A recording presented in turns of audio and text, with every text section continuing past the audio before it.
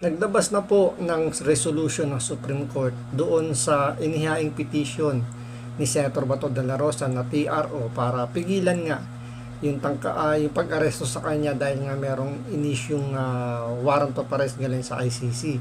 So, bago pa man lumabas yung warrant of arrest na yun galing sa ICC, last year pa lang, November I think yun, nag-file na ng petition si Senator Bato de la Rosa, pero hindi pa TRO yun. So kasi naglabas 'di ba si Ombudsman Boying Remulla ng statement na sinasabi niyang meron ng warrant of arrest si Bato de la Rosa pero wala siyang pinakitang physical na or hard copy ng warrant of arrest. Kaya nag-file na nung time na yun, nag-file na si Senator Bato de la Rosa ng petition sa Supreme Court para obligahin nga itong si Boying Remulla na ilabas or bigyan sila ng kopya ng warrant of arrest kung meron nga talaga. Ngayon, nung insidente nung Lunes, nakarang linggo, kung saan nga nakipagkabulan si Senator Bato de la Rosa, nag-file na agad sila ng petition sa Supreme Court para maglabas ng TRO na pigilan siyang arestuhin ng NBI. Gawa nga ng meron pang isyung legal tungkol doon sa ICC warrant of arrest. Ngayon, dahil nga sa nangyaring inilabas na resolution ng Supreme Court, dininay nila o ibinasura nila yung petition na maglabas nga ng TRO. Ngayon, ang impression ng mga anti-Senator Bato de la Rosa o anti-Duterte na rin, pagsamahin natin dalawang yan, lumalabas na parang ibinasura na yung buong petition, pati yung warrant of arrest.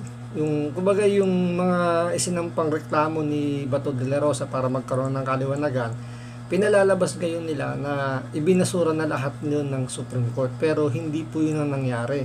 So ito, bibigyan po natin ng linaw ano ba yung TRO na inilabas ng Supreme Court para magkaroon tayo ng kaliwanagan. So ito, panoorin po natin, pero siyempre bago ang lahat, kung hindi ka pa nakasubscribe sa Makapili TV, baka naman pwedeng pakipindot po muna yung subscribe button at the same time. Palike na rin po ng video, wala naman pong bayad yan, kaya pindot na. So ito, alamin po natin.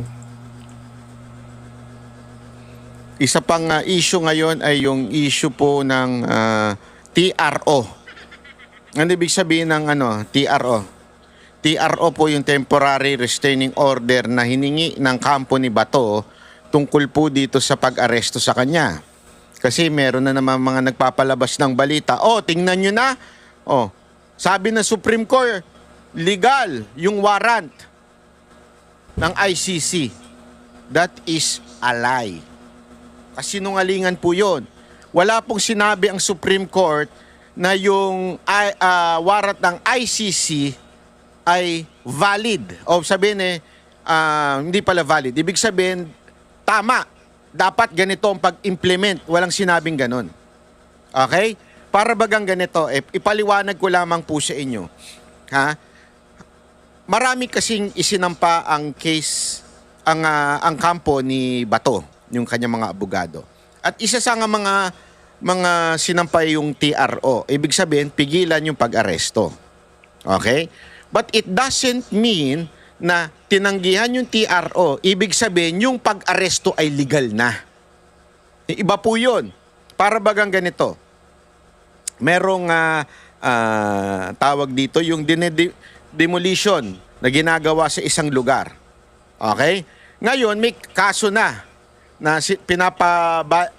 pinapawalang yung visa yung demolition na yon. Tapos ang ginawa nitong nagde-demolish, lumusob na sila doon. Ang ginawa ngayon ng mga abogado doon, humingi ng TRO sa court. Sabi, ipatigil muna to kasi meron pa kaming kaso. Yun ang sinasabi. Ngayon tinanggihan ng korte yung TRO. Pero hindi niya pa tinatanggihan hindi niya pa dinidesisyonan yung legal ba o illegal yung demolition na ginagawa. Parang ganun din po yung nangyayari ngayon kay Bato na sinasabi tinatanggihan yung TRO pero hindi niya sinasabing legal yung warrant o yung paghuli. Yung warrant, it exists, yung sinasabi ni yung kanyang abogado na si Attorney Torion, it exists, yung sinasabi, But it doesn't mean it's a legal warrant or enough warrant to arrest Bato. So magkaiba po yan. Kasi alam mo naman, meron mga propagandista sila. Oh, wala na, hindi na nag-issue Supreme Court ng TRO. Dapat nang tama yung pag-aresto kay Bato. Hindi po. Wala akong sinasabing tama yung pag-aresto o legal yung warrant na dapat i-arestuhin. Walang sinasabi ang korte ng ganun. Although they can arrest. Kasi alam mo naman sa bayan natin, meron tayong presumption of regularity. Ibig sabihin kung ano gawin ng gobyerno, pinipresume natin na regular yun. Tama yun. So they can arrest. Hindi pinigilan ng Supreme Court yung pag-aresto sa kanya. Pero it doesn't mean tama. Pero ngayon, I think they would file for reconsideration. O, pakinggan natin.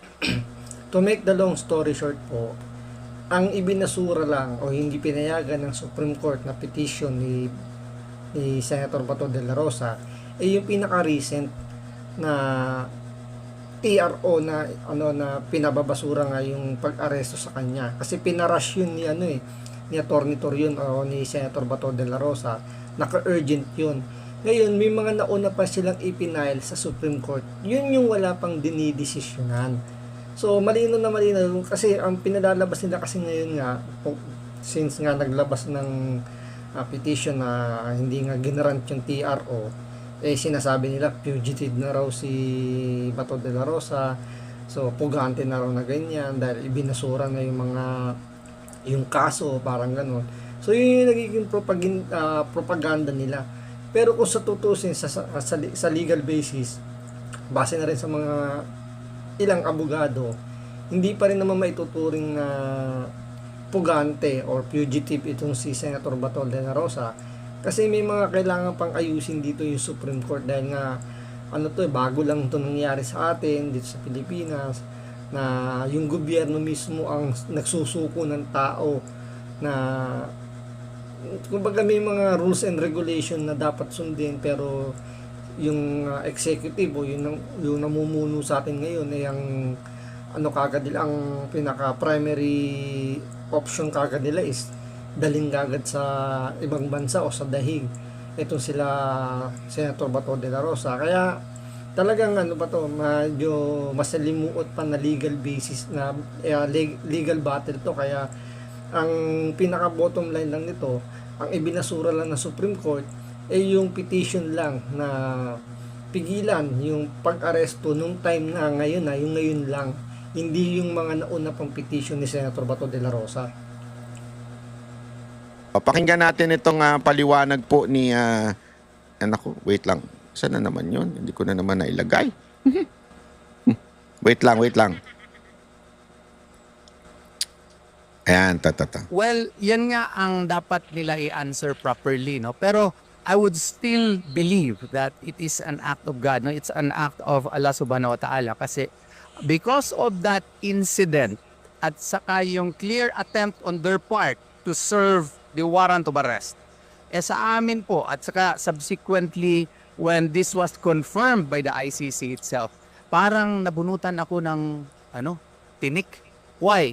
Because it was really a challenge on our part to prove that there is already a warrant of arrest so that the Supreme Court now would have the necessary evidence, the necessary proof, if you would like to term it at that the arrest warrant is existing and issued by the ICC. Noon kasi, puro lang kami conjecture. Puro lang kami, you can call it as a conjecture. Puro statements. Ang first na nagpalabas niyan in November of 2025 was Ombudsman Remulla.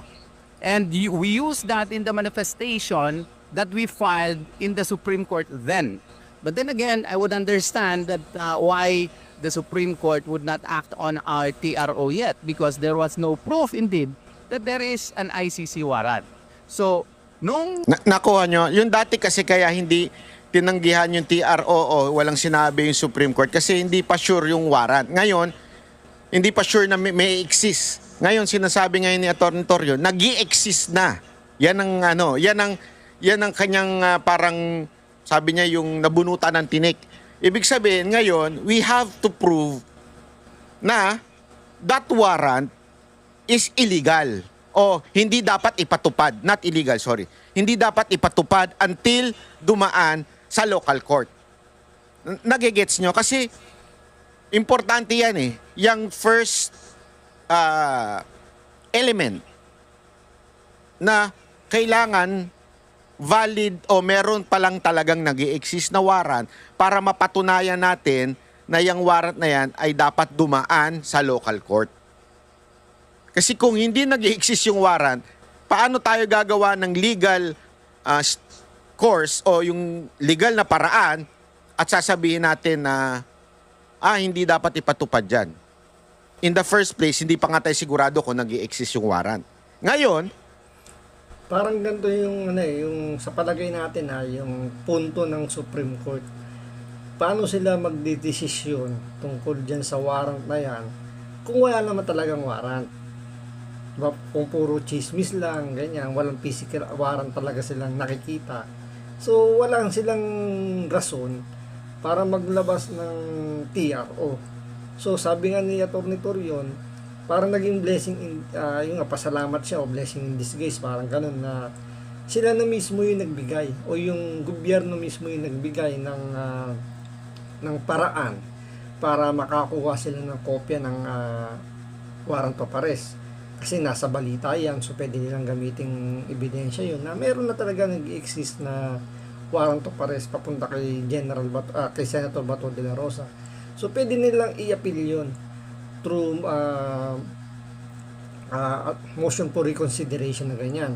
So, kumbaga, yun na yung magiging pagbabasihan ngayon ng Supreme Court para tingnan uli yung kanilang petition ng TRO since meron ng physical na ICC warrant of arrest para kay Senator Bato de la Rosa.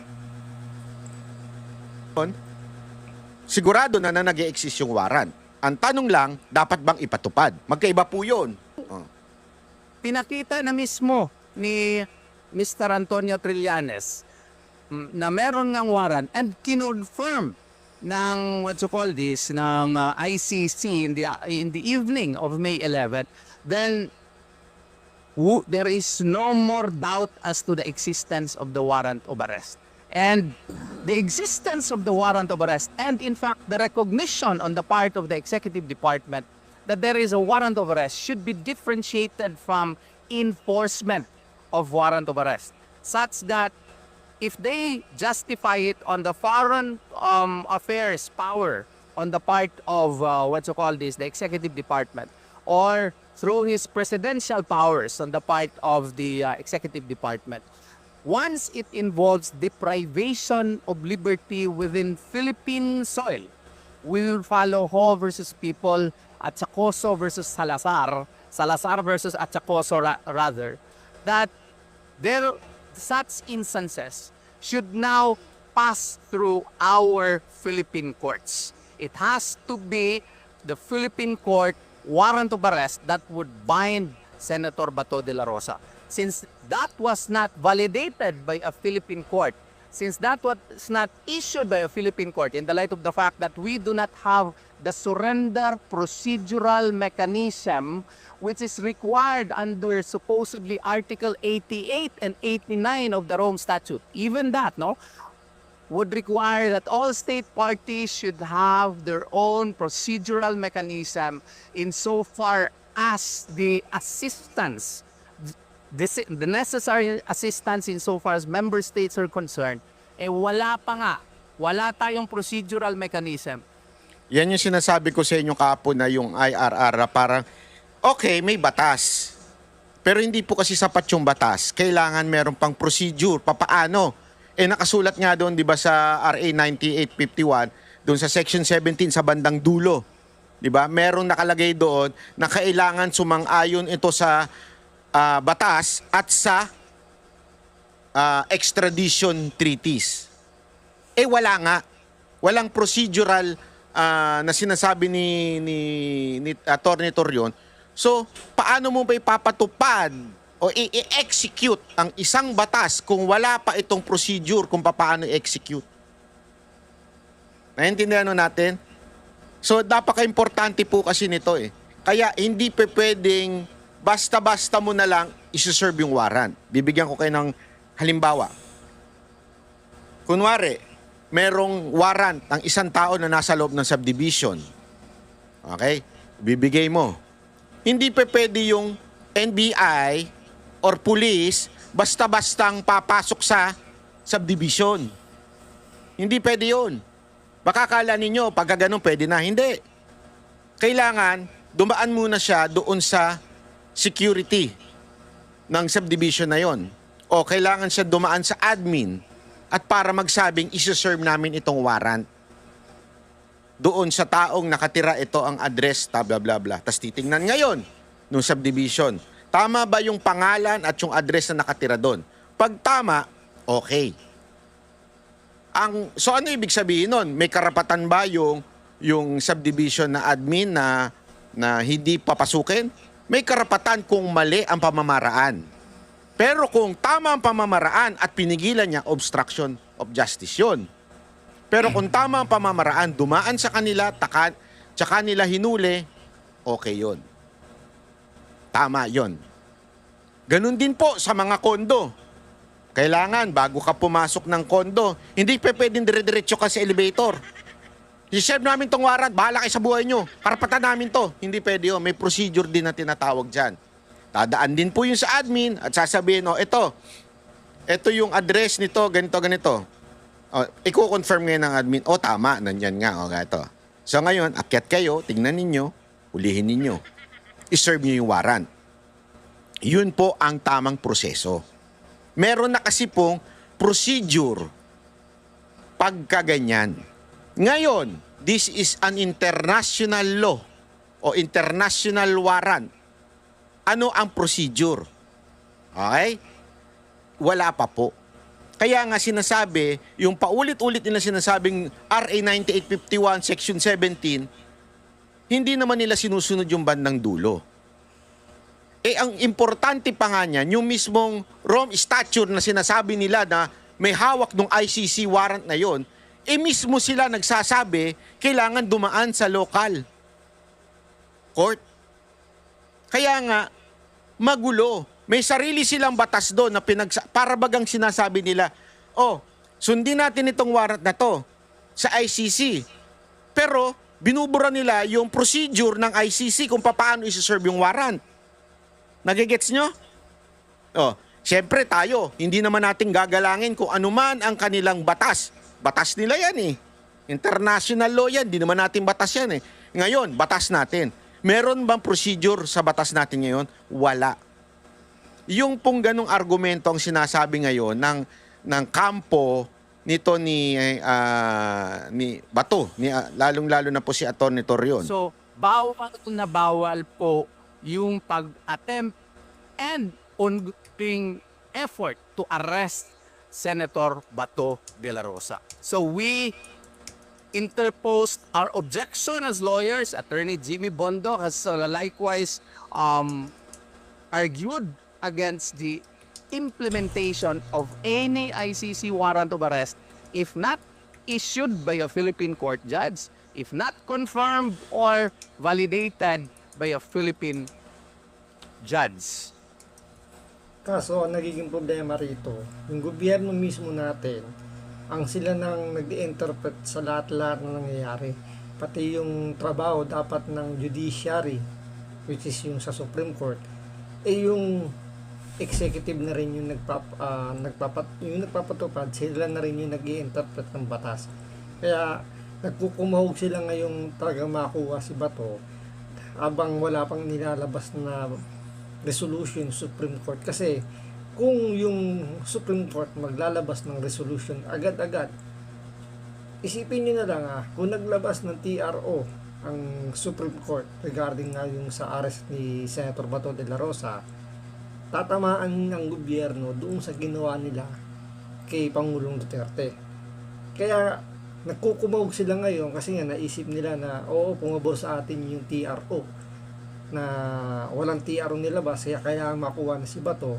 Kasi kung sakali iniisip nila na wag naman sana na maging pabor sa mga kay Senator Bato de la Rosa o sa mga Duterte yung magiging pasya ng Supreme Court, tatamaan dito si Bongbong Marcos. At yun yung kanilang iniiwasan. Kaya ngayon, nagkukumawag sila na makuha si Bato dahil kailangan nila itong mabitbit sa dahig para ano man yung ilabas na desisyon ng Supreme Court, wala na magagawa kasi nandun na sa ibang bansa. So, antay na lang sila ng ilang taon bago sila makauwi. Since si Pangulong Duterte medyo malabo na pauwi niyan ngayong hanggang 2028, hanggat si Bongbong Marcos nakaupo, hindi natin masisigurado pa kung kahit na si BP Sara yung maupo na presidente, hindi natin alam kung yan may lalabas pa sa ICC. So, antay na lang talaga tayo. So, hanggang dito lang po muna. Maraming salamat po sa panonood. Ingat po kayo lagi. God bless.